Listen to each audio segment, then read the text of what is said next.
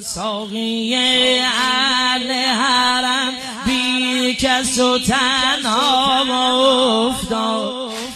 وسط هلهله الغم غوغا افتاد دست او از بدن افتاد و حرم بر سر زد غم دنیا به دل زاده زهرا افتاد تو زمین خوردی و خوردن زمین اهل حرم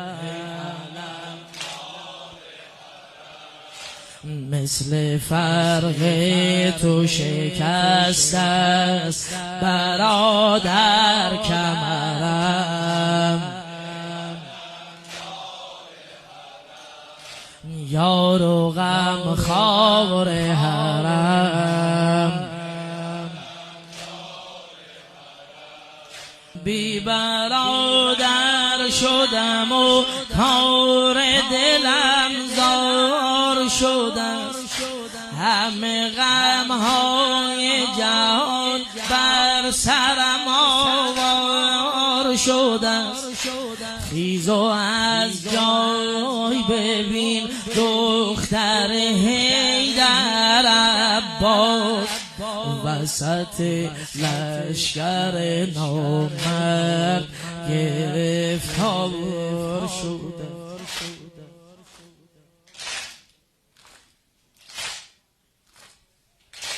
گر به سوی تو بیایم حرمم را چه کنم پیش این بی صفتان رد خمم را چه کنم گر که دستان علم گیر تو ای ماه نباشد تو بگو بی سپهدار حرم این علمم را چه کنم